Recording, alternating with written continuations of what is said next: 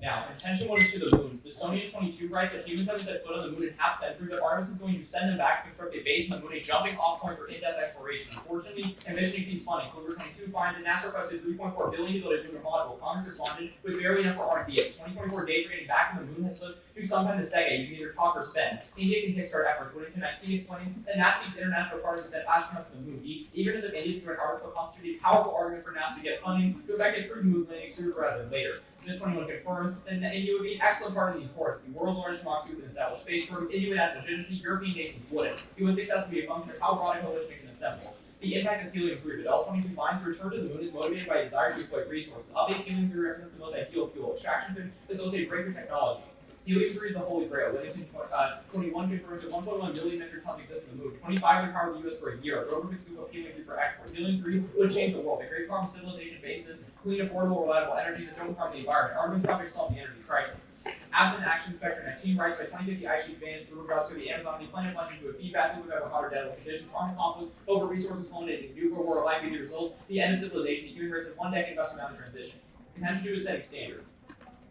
Davenport 23 explains that if the space race of the 6 required military effort, the race today is a soft power effort to gather allies and create rules for space. India is a pivotal partner. Dubey 23 writes that Artemis Accords aim to establish norms for space governance. China rejected the Accords, working heavily with the International Lunar Research Station. A report predicted China would overtake the U.S. at the dawn of the space power in the decade. India has a robust space program, not to mention immense significance in the Indo-Pacific, the biggest prize for the Accords. Signing access to 2 other nations, ability sets specifically. Titan 21 finds that Artemis agrees with allies increase pressure on the Chinese to join or be left out. India would pressure China the most. Even if agreements fail to force China to join, they challenge a Chinese counter system.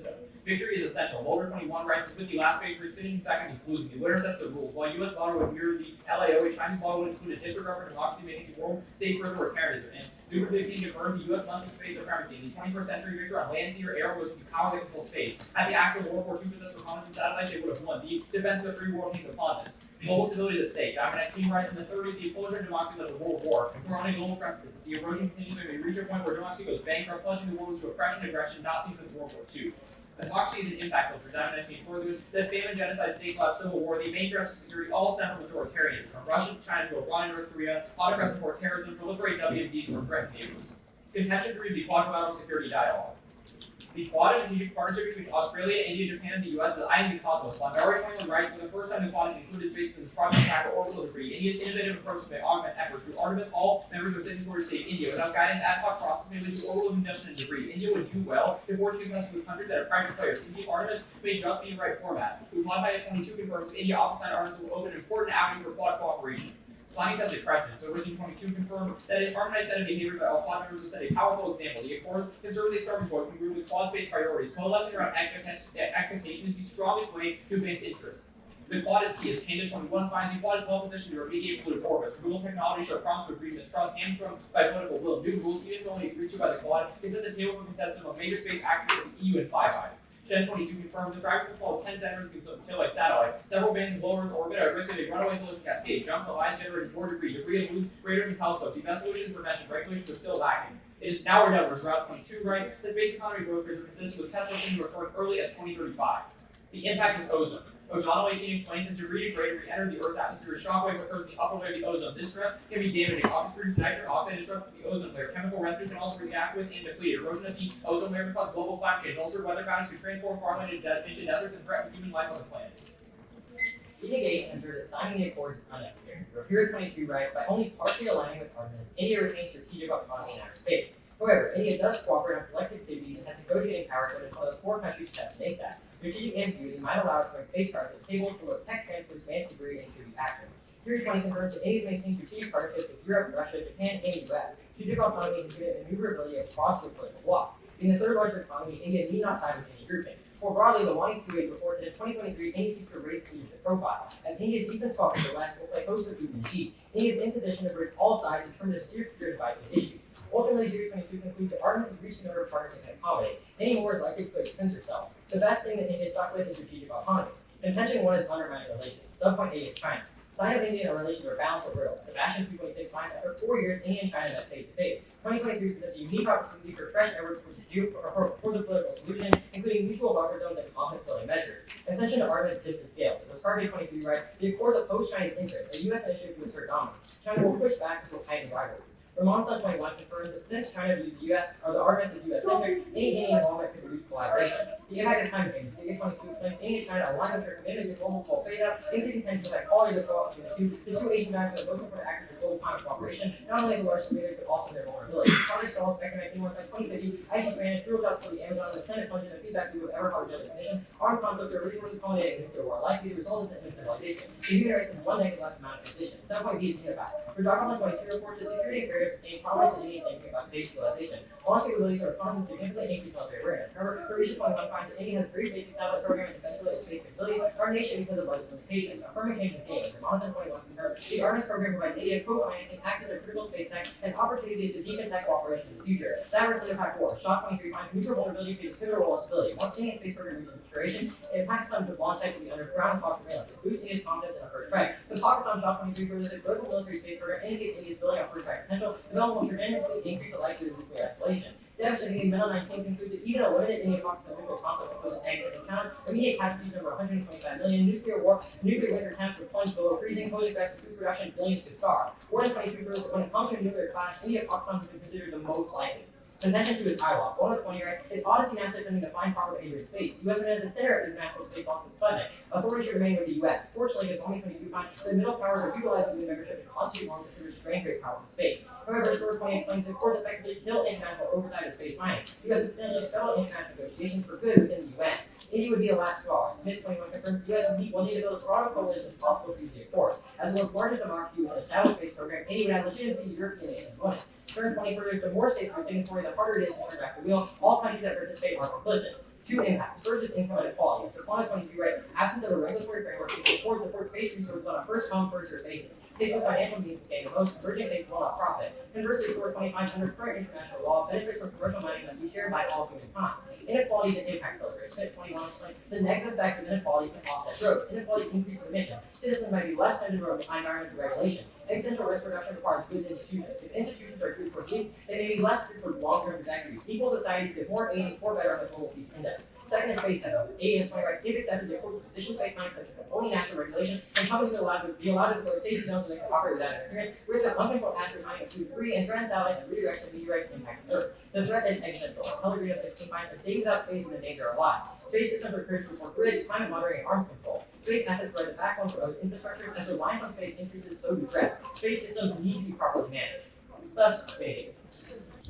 So let's go on to your argument about international law. So you say the Accords kill international oversight of space mining. Why is this the case? Sure. So we argue that currently through the UN and things like the OSD, any benefits received from the resources of outer space have to be shared with all humankind. However, if you sign the Artemis Accords, they don't have those types of protocols, and countries that select things within the UN when they sign the Artemis Accords. Can I get a follow-up? Sure. So if the benefits have to be shared with all of humankind, then why does any private company, for example, have the incentive to go in and mine resources when the benefits are just having to get shared with everyone? Sure, there's still a benefit to getting those resources, and they can still profit from them, even if they're sharing. They can share the benefits like sharing the tax, which like the OST outline, and they still have incentive because they would still get resources they can profit from. You can have a question. So let's talk about your good argument. Your evidence has made a transition in a single decade to solve climate change. But your Wang 21 evidence says, quote, the consensus seems to be that such reactors will not be achieved for some decades, say mid-century. So how can we solve climate change through helium-3?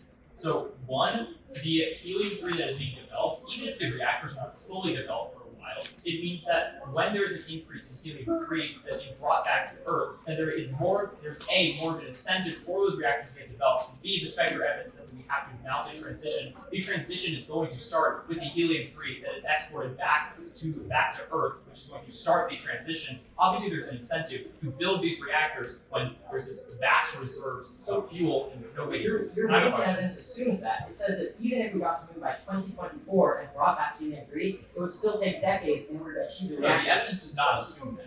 I can read you the quote. The consensus seems to be that such reactors will not be achieved even if you have the helium-3. Yeah, even if you that was not that's your evidence where you say you would take a rover to the moon and mine helium-3, right? Yeah. So your evidence says we mine helium-3, but we won't see any benefit until after climate change is still solved? No, that's not the case, right? The transition to avoid climate change is going to start with the helium 3 that's exported back to the United States. And I have a question. So let's talk about your argument about the Indo-Pak nuclear war. So you read this like one-line clip, the war amendment, saying when it comes to a nuclear clash, India, Pakistan has been considered most likely. Sure. Why is this the case? Do you read a warrant for that? We don't read a warrant. But Okay. what's in the evidence, if we explain it, or just we already I mean, we can agree there's no warrant for this, so like you can't. Sure, not the warrant part. Okay. So, alright. Can you outline a specific link on your quad argument? Like, what specifically triggers? What triggers the link? It's when India is going to sign the Artemis Accords, then it sets a precedent that's followed by other major space actors, which allows for the removal of debris through a bunch of new technology. Just signing the Accords as a precedent? Yes, just signing the Accords. Okay, nothing else beyond that. No, signing the Accords is what sets the precedent. But that's basic.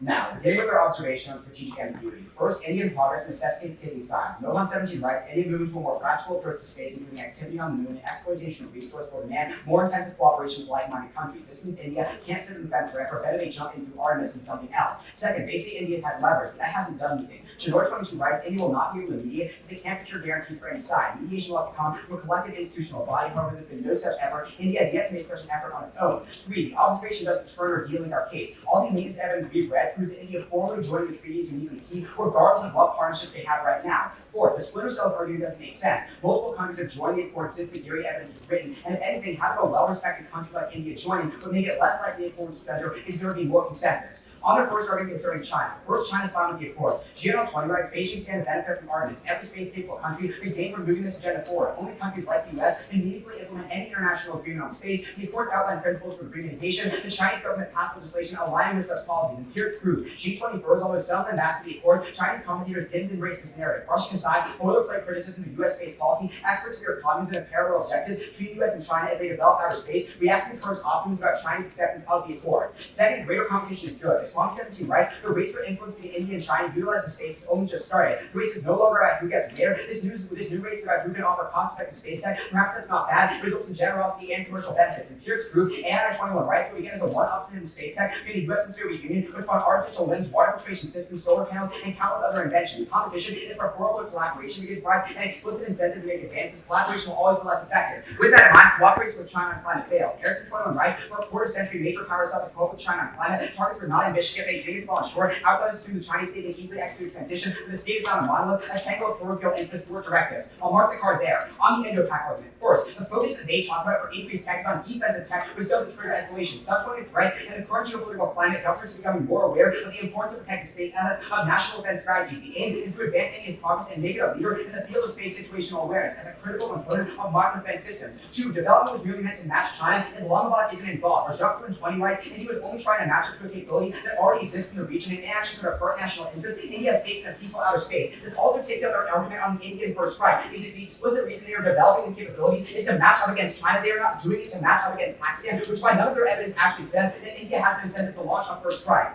I'll cut the next card. Space cells are key to India's defense. Geopolitical dynamics make it essential. Trumper 20 writes, the signing of this dynamics will drive major powers to act to preserve their security interests. Space assets will act as force multipliers. India has developed building blocks to neutralize hostile satellites. India needs early warning sets to monitor ICBM launches. The time to invest more is now. Greater situational awareness on India's part probably makes war less likely. They are inherently driven to disrupt Pakistan, and they have not read war cases why they would. Therefore, the most likely scenario for war is miscalculation, and situational awareness falls back to that. In addition, history proves the escalation got Bully 19 right. Analysts fear India and Pakistan will be unable to prevent escalation. History started optimism in the cargo war, including no threat of nuclear escalation in 01 and 02. Tensions spike participant and mark the card there. On their argument in international law, the accords are flexible and can adapt to ILAW, which also takes out their space mining scenario. To Planet's point and right, the accords are instrument of space governance. They don't aim at introducing any principle of international space law. The accords provide a blueprint for governance. Further, they encourage the facilitating implementation of the OST. The accords present themselves as a starting point for further discussion, bringing the impact spheres necessary to advance international space law without revolutionizing. 2, the alternative fails. The 22 right, the UN process shortcomings. Despite decades since the adoption of the OST, there's little clarity on the nature of possessory rights in outer space. Mark the card there, but remember, it's specifically talking about space mining when it says possessory rights. In addition, more signatories means we violate less. How 22 rights, Artemis is still young. Signatories will advance broader goals to establish bodies such as the United Nations. The accords strengthen common values for space exploration among the international community. Then on their impacts. First, there is no specific contextualized impact to inequality. Best studies prove none. Our L16 rights of excellent inequality not supported companies with higher economic division exhibit weaker relation. I'll mark the card there, but they don't be warranting on the space hazard impact. Zero explanation of why asteroids are deflected towards Earth. We do mining in the outer belt nowhere near Earth, which also takes out the debris scenario since debris has to be near Earth right to that.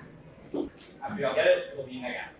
First thing I'll throw in is the GI evidence on China. This is one Google commentator that doesn't actually analyze history. China literally created the IRLS in response to the Artemis Accords and described them as US-centric and as a threat to China. Their evidence just isn't good on the question. Go over the impact it turns on their case. On Indo-Pak, they say that their defense attack, but that defense attack is situational word. Pakistan perceived as an ability for India to first strike. The late will go for is not that India first strikes, that Pakistan perceives it as uniquely destabilizing and thus will face use it or lose it pressure to strike. They say it's only to match China. That's not how Pakistan perceives it. China and Pakistan are big allies in the region and support each other immensely. Given that that is the case, our evidence specifically says that Pakistan would be perceived as vulnerable. They say that they need to increase defense for early warning, but there has been no conflict now, and neither China or Pakistan are aggressing massively in space to the point where we would need deterrence. The only thing that tips the scales is if you vote Aff. Then they say that historically there has been optimism, but this optimism is rooted in the fact that tensions have found a way to de-escalate. The only thing that flips the balance is flipping strategic security and the ability for Pakistan to calculate that they will be safe. So the only incentive to strike is if India signs the Artemis Accords, gains critical technology, and can have dual-use situational awareness. On our second argument, the international law. They say they can adapt to ILAB. This is theoretical, not practical. Countries that have signed the accords have refused to do this. They have dropped that it's creating splinters within the organizations right now. The OST is becoming less effective. How long do we have to wait to see the benefits? They say the UN process has shortcomings. Shortcomings don't mean ultimate faults or fatal flaws. Our evidence says that currently middle powers are working within the UN to establish norms and governance for space that are good for all people. They say signing increases goals, but these goals are divided in practice for rich countries, which means that a large majority of the benefits don't accrue to developing nations where inequality is exacerbated and where the risk of asteroids increase. Moreover, just because they increase goals doesn't mean they necessarily are unified and doesn't mean they necessarily are regulatory sound. On the specific impact about debris, they say there's no warrant for it, but we'll go for the argument that increased launches and increased mining in space dramatically increases debris and causes collision cascades that turns their impact. Let's go to their case. On their first contention, first, basing causes militarization of not only as nations establish presence on the moon, conflict will become inevitable. Systems that maintain human life work equally well for soldiers. Advances can be easily adapted for military purposes. Lunar landing will eventually take on a combat mission. This turns space threats expansion links to this C3 impact. 2. Basing causes debris. Man 13. Bases on lunar surface will need constellations of satellites, multiple operators, increase the chance of collision in the moon. Blacks and atmosphere, no way to dispose of jet satellites. Anything that falls down will remain intact, potentially hitting an astronaut or Apollo era artifact at the Cardare. And on Helium 3-1, ONEF says that projects for HE3 mining won't happen until mid-century after CC kills solve for the spectrum. Evidence 2 is too costly. We already have 21. The cost of breaking Helium 3 from the moon will be colossal. This is a low concentration. We might improve make it on the card there. There's Helium 3 on Earth. Further, the 22 Helium 3 is 10 times more common on Earth than previously known. Scientists have captured evidence for an unknown amounts of Helium 3 in the atmosphere, which motivates the search for sources for resources on Earth. On standards. 1. Turn China as a space defensive realist. Content 2. China's space strategy is drawn defensive realism. A shift in strategy from offensive defensive policies are defined for self-restraint and defensively. Artists verified they created the IRLS because of the Accord. That analysis on our case 2. Turn space key to CCP legitimacy. Economic times 20. Beijing space program is linked to national power. Space touches every aspect of comprehensive power. Achievements from a private CCP and give it legitimacy. 95% of space tech has dual use. Performing causes diversion in space. Master 20. Changes China's investment situation for incentive to adopt a more proactive approach in the SS of an increased likelihood of military competition. The US is at risk of being drawn in, as well as obligations on the card there. On the specific link, the US will lose. Over 22. The Chinese bureaucracy will never outpace SpaceX. China can innovate on its stealing may allow China to keep pace but never get ahead. And empirics group record 22 space alarms will make straight headlines, but the US is not falling behind China in space. The US remains the most advanced power in the world. On Diamonds in 2019, creating Artemis says trends of erosion of collapse of democracy happens before then. On the Quad 1, Mahambare says that India should either forge a rules-based network with the Quad or join Artemis. 8 plus that after Mahambare, the Quad issued a statement confirming that they are already working to clarify and contextualize COVID guidelines to be applicable in the new age, and their panda evidence uses Quad to trigger impacts too. Their own sourcing evidence finds India may not want to be holding to another state's rule on these activities to reach consensus that Quad must pare back Artemis missiles to reconcile India. 3. The Quad is working on space now. C23. Leaders agreed to launch a satellite-based initiative to help track activities as part of a broader set of agreements reached during the Quad Summit, and India is working on it right now. Roger 22. India is building partnerships to counter China's power. The growing fear of China forces to shed its negotiations and work with the Quad on developing space norms. Lastly, on the impact, even if not directly dealing with space, India is fascinated with threat perceptions from Quad members, which will never be cause divisions, and the precedent is conjecture. Each country and each organization has different interests, so there is no risk of them coming together and establishing space norms. Quick clarification. You said something about G being like a Chinese, like just a local professor. Can you explain the very first thing you thought? Like, what did you do? Like in the first 10 seconds of the speech. I responded to the G evidence saying that they don't mind the Accords. Okay, they don't mind the Accords. Yeah, I don't say they do mind the Accords. You're saying they do. Okay, Yeah. they do. All right, cool. Pretty lighthearted question, but why were your cars not the same? Oh, wait, they weren't. All right, well, he's a flaw. You got what? Actually, can you roll? Yeah. All right. So talking about the diamond evidence, does it have a warrant for why democracy is solving all of these issues? What, the diamond evidence? Yeah. I think the diamond evidence is a largely empirical analysis of the fortune. Is it? These big words. Yeah, I mean, it mentions, doesn't it mention like a bunch of autocracies? Well, if this is like North Korea, China, I mean, and Iran, but it's just like, sound pretty autocratic to me. yeah, they're pretty autocratic, but it's not saying that there's any statistical relationship. It's like, oh, look, North Korea's autocratic, this country's autocratic. Well, the problem I have. How do we know democracy remedies all these problems? Well, the issue I have with this, first of all, like, the argument isn't necessarily democracy is the remedy for all issues. Like, if democracy is the neutral, authoritarianism is the negative. So I think that's the first baseline thing to establish. Second of all, we would read, statistics about democracy if we all read statistics and democracy fails. Establishing this causal relationship through a card that's more pretty and rhetorical like diamond, I think is fine if there's no explicit answer to it. Can I have a question? Yeah. Okay. Let's talk about the standards argument, like the international law stuff. Wait, your Yeah, no, your international law stuff. Same like basically. So you say that like there isn't ultimately going to be like fatal flaws with the UN process. But what progress have we seen recently to indicate that the UN process is working? What material action has been taken to sort of resolve the mining concerns you talk about in isolating your action? Sure. So the evidence about middle powers having a greater say in the UN goes on to talk about how they're advocating for mining for all of mankind, and they've made like sort of customary norms more formal, and they've imposed sort of international consequences that make it de facto imposed, which means that it's harder for companies to necessarily violate it. I think we both know that evidence is not talking about space mining. No, not space mining, but it's talking about regulating outer space, which is what it is. No, the evidence is completely in the context of preventing countries from launching anti-satellite weapons at each other. It has nothing to do with the scenario that you've extended. It's about the OST regulating outer space involvement, and a part of that is mining. Okay, we have 12. You have a question. Okay, what part of diamond is existential? Like, what arguments are existential? What part of diamond is existential to the wars and Are those existential? Are those existential? I think they're really bad. Also, like, we can definitely win internal links. We'll win like a turn case argument that so. Okay. Order is going to be starting off on our case, and then going over to their case. Now, start off on our case. On the terms about basing on the moon, we say that basing is inevitable. Our link is just that we need to get to the moon before giving 3 runs out, but they have agreed that like other actors would get there inevitably as well. Like for example, China, which just takes up all of their terms. Go on the standards.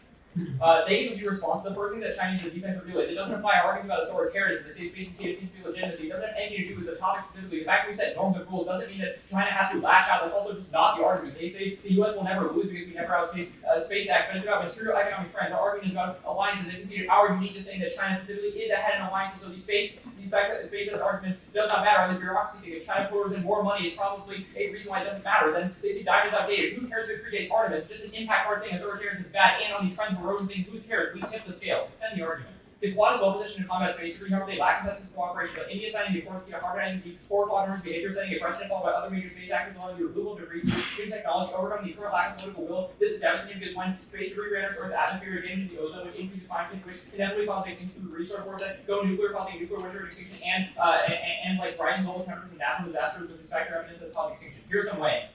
It's a question of one war scenario versus 100. It outweighs on scope because authoritarian governments recreate all of their scenarios across the globe because they have conceded that democracy because they have conceded that specifically it is an impact filter. Wait, I read the wrong extension. Read the right extension. Instead of signing the Artemis Accords, China instituted the International Lunar Resource Agency as a counterbalance for coming to win a new space race for soft power because India has a robust space program that's significant. The reason signing the Artemis Accords challenged China's model preventing their dominant space from going unchecked, but if China was a space race, governments to be viewed across the world with impact over the authoritarian governments are more likely to be aggressive toward terrorism, proliferate, all which are existential threats. Again, one war scenario could be versus 100. It causes a war scenario across the world. Go into their case. Start off on the argument about China. They concede that increasing competition is good. The Chartists conceded saying that a new space race about who can offer more cost-effective space technology. They conceded the empirics saying that they prefer to collaborate because it's an explicit incentive to make advances specifically, which turns their link. They've also conceded that it's all just a bunch of propaganda. It's proliferate criticism. They don't give a specific example about why it being U.S.-centric matters because specifically it's proliferate criticism this time. Go into impact. I'm going to go for the argument that situational awareness is good. They say that it's perceived as an ability for India to first strike. Why is it perceived as ability to first strike? It's just defensive. Why is this bad specifically? They say that it leads to less war. There's no inherent reason for India to strike Pakistan, which means that we solve back with India first strike scenario, which still turns case because it solves back with miscalculation. They can see that we need early warning satellites, increase investment to neutralize Muslim satellites, and they can see that history proves that there's not going to be any de-escalation. The Marvel War period is literally conceded. It doesn't matter if tensions found a way to de-escalate. It just takes up the scenario. Go into ILAW. They say that it's just theoretical and a bunch of countries dispute. Their split themselves argument does not make sense just across them. They concede our argument that multiple countries have joined to the Euriatis is written. At that point, they concede that accords are flexible. They can adopt the Ilan and convert the implementation of the outer space treaty, which is the starting point for further discussion. They term that it's just conceded. They say that short economy don't make fatal clause in the next clause. There's no material action taken to resolve the finding of they talk about. At that point, they concede the alternative fails because there's no clarity since the outer space treaty on space finding rights. Going into the impact. There are always scenarios launching with Dave agree because of the increase in launching and mining launch reserve. They don't have a reason why launch is key to agree. Order will be in that case half base. First on the text turn, there's no impact of the turn, so you can't flow it, they don't extend one. Then extender Indo-Pac argument, basically our argument is that India, when they sign the Artemis Accords, increase situational awareness satellites, which allow them to detect Pakistan's missile and detect where they are. This leads to a Pakistani first strike because they now perceive themselves as no longer mutually they no longer see them as most mutually vulnerable, therefore they'll lash out, which leads to a first strike and a war that escalates to go nuclear, which would kill 125 million. So it goes to extinction because nuclear war goes to extinction, and it's the most likely scenario. They dropped this most likely scenario. Then on like their responses, first, like they say that awareness is good and they defend that. However, they disregard our shot evidence. It says first, it's contextual to this scenario, and says that specifically when India develops these satellites, Pakistan no longer perceives themselves as mutually vulnerable. The only reason there's peace in the region now is because both are vulnerable. It's sort of like mutually assured destruction. However, if India can attack and defend themselves, then Pakistan perceives it as their only chance to get anything done. Also, it's specifically talking about Pakistani strike, so it's more specific to the extension scenario. Then they say there's a de-escalation in history. However, this is before there were nukes and before there were satellite weapons and before space was involved. When space is involved, the only way to solve it is through our scenario. Then on the way, we have way first because we happen immediately. This war happens as soon as we sign because India starts to develop its tech and Pakistan just trying to use it or lose its pressure. Second, we have one probability. We have no idea where this scenario is happening, who's going to war, what even the extinction area is. They say it might be war, might be something we don't really know. Also, authoritarians exist and we haven't seen extinction before, so you should at least filter through that lens. Also, they give no context to war. We give you a very specific scenario with accurate analysis on who would do what and why it goes to war. Then on the last thing, on like the turn on the bottom, there's no impact of the turn and we'll concede the process fails. Then what? Oh, also it doesn't inevitably de-escalate because that was before the ASATs and before we had tech like that. Then on their case, on the base militarization turn, we'll go for it. We see that signing the Artemis Accords leads to bases which causes militarization. They say that China will do it inevitably. However, no. Artemis said that China only created the ILRS because of the Artemis Accords. They're only going to space and only building these bases because they're a defensive realist. Otherwise, they don't want to provoke and militarize our space. The only reason they do it is because of the Artemis Accords. When you have that, you increase authoritarianism in space because that's the only reason you lead to militarization and leads to war. Then on their contention proper, the extended CCP legitimacy turn, they say it doesn't matter because China receives space is like their legitimacy and they have to be in space and be dominant in space. If the US outnorm them, that leads to a lash and leads to war. They disregard this as we shouldn't be trying to outnorm them because when we do, they perceive it as a loss of their legitimacy. They drop that the US won't lose. They give all these reasons that their evidence is a first alarm, and they talk about alliances. What alliances? China is literally having the IRS below now. Also, their evidence doesn't count for things like SpaceX and private actors. Then on demo, the most important thing is they drop their diamond evidence as that structurally democracy will fail inevitably now. So no matter what, their impact filter should happen. That should help with the Wang because they said it'll happen. Then war turns, they're like a resistance scenario because oh yeah, if there's a war, then I'll collapse the US order, which will collapse democracy. If there's a nuclear war, countries will prioritize survival over anything else, and when they do that, they'll be more likely to turn authoritarianism, or which will make the world worse and lead to their scenario as well. So let's go on to your argument saying impact. Actually, yeah, let's go to your argument about SpaceX. So regardless of whether we are going to outpace SpaceX, if our argument specifically is that the next space race is going to be won by soft power and alliances, then why does it matter if we can't spend? Okay, what allies does China have in space? Wait, what do you mean? Like, the reality is, it's not about countries that have signed on to the ILRS. It's just a question of which countries are more willing to behave in the ways that China does. Also, this is not a debate that should be resolved. There was not, like, if you check the part of the rebuttal doc, no evidence was read that talked about alliances. It was all about material efforts, money, stuff like that. I get it that second final focus will probably be like, who's part of the ILRS? It's important to remember that does not matter because the uniqueness evidence said allies, and the evidence you read in response said money. Can I ask a question Answer about this that? question. Does money count as part of soft power? Does money count as a part of soft power? Like having strong economic influence, is that soft power? No, because no, that's hard power. That's money. It's countable. Wouldn't you consider like military forces more hard power? No, because anything, like at least the way I learned it, is anything that you can define and quantify is hard power. Okay, so soft power is more your would you material consider- influence over the way that other countries behave. Would you consider economics a prerequisite to material influence? Like, for example, the Belt and Road Initiative. Do you think the Belt and Road Initiative, which is largely economic, gives China soft power? I don't think that in this instance that prerequisite is relevant because it wasn't explained, right? Well, The evidence you read said that SpaceX is more powerful than China, and that China will not be able to bureaucratically outpace America. The scenario we have gone for is that countries are more likely to behave like China, regardless of whether SpaceX exists and SpaceX is strong. Countries can still behave more like China in space, which is a bad thing. Okay. All more questions? Yeah, thank you. Alright, let's talk about your argument on Indo-Pak. So you say that the fact that tensions found a way to de-escalate, that was before nuclear weapons and satellites, which somehow means that there's going to be a war this time. There was assured vulnerability, like MAD applied in the situation. Why did mutually assured destruction apply then and not now? Because they don't know the locations of everyone's nukes. So there's the element of surprise. When there were tensions in the past, shouldn't there at least been some sort of escalation? Yeah, there was. Like they've been in wars before that have killed people. The reason it just didn't go nuclear is because there was nuclear mutually assured destruction, which goes away if India signs the arms. The ability for a second strike includes some restraints in it because they don't feel the immediate need to do everything now. Or if they can see every nuke, it becomes use it or lose it, all or nothing. That leads to a full nuclear war in sanctions. Alright, you got it. Okay. Ben talked a lot about like the 100 wars starting. How does the process of China spreading authoritarianism work? How does the process? So more countries or more rules and norms are adopted in space that lean towards authoritarianism. That means there are more authoritarian countries with more ability to start military conflicts. Okay, sure. The order of the speech will begin by frontlining our case, and then moving on to theirs.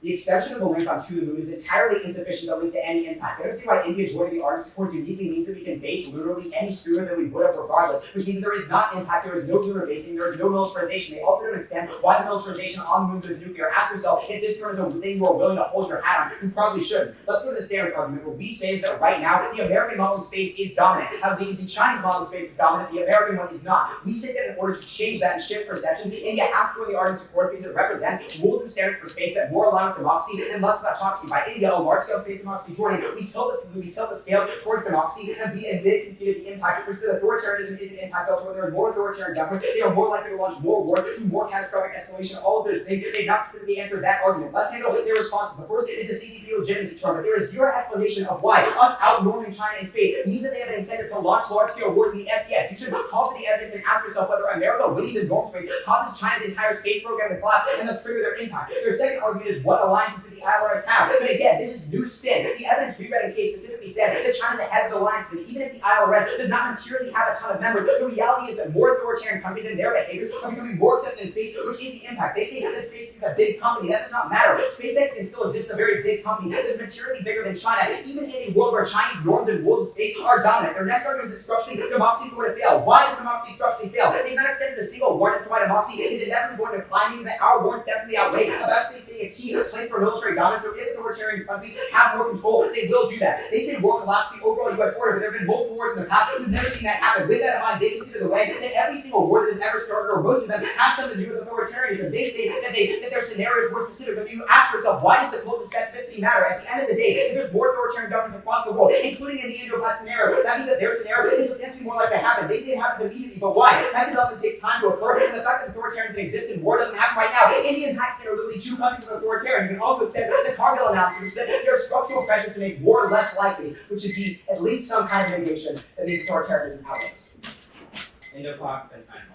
The link was conceded in Final Focus. Burning means that India's access to critical space technology which allows us to develop early warning satellites that are able to detect Pakistan's nukes. Pakistan, fearing for their survival, is willing to strike first, which estimates into a nuclear war between India and Pakistan, which causes massive world war, 125 million people to die instantly, and ultimately extinction. The only response they pseudo-extend is that they're spinning the source of yes, and that is before they've had the ability to surveil the satellite, which means that they're winning 100% risk of the scenario. At that point, if we win the Wang, round over. They have dropped that argument first. They say there's no warrant for why, but it definitely does. They're arguing for setting space norms, which takes time and decades. They haven't specified a scenario, whereas ours happens immediately as soon as you affirm, even if they don't develop attack. It's the fact that they can cost Pakistan 2 first strike. Then on the close specificity, they haven't given a reason. That's why more generic arguments are better. We have said that specificity allows you to determine the probability of the scenario. I am where to start. We have read after analysis that India and Pakistan being the most likely to go nuclear and say that the cultural specificity absolutely is good because you can't determine where their impact source or how it's necessarily filters. And impact filter is just a buzzword for no warrants, which they don't have on their wing. At that point, we are definitely winning this, and all the wings that they did in their last week wasn't you.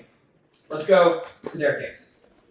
Start on the CCP legit. I'll first extend the argument that China is a defensive realist in space. They say there's no impact militarization, but the fact they are a defensive realist means that they are reactive to U.S. posture. They created the ILRS because of the Artemis Accords, which means that there would not be a need to sign once that India doesn't sign, and there is no response to that in their last page. Then extend the CCP legitimacy term. That CCP legitimacy it hangs its hat on its ability to throw space dominance. They say, why is the link true? But it is literally their link. The fact that we are outroaring China means they lose geopolitical influence and lose soft power, which causes China to create diversionary wars. Our evidence is fantastic. You can't call for it. They have dropped this massive war, links back into the link that it did for, and they have a specific scenario. More than that, it collapses the international order. They say why wars in the past haven't done so, but if China's creating wars all across the globe, the U.S. system isn't sustainable. So we should definitely get some way here. On the actual space force argument, they say why is democratic decline inevitable? Their own dynamics was written in 2019 before the Artemis Accords. This is what Johnny said, which means that there are a ton of factors we together at the time. Even if it is an eternal defense, it should factor into the Wang.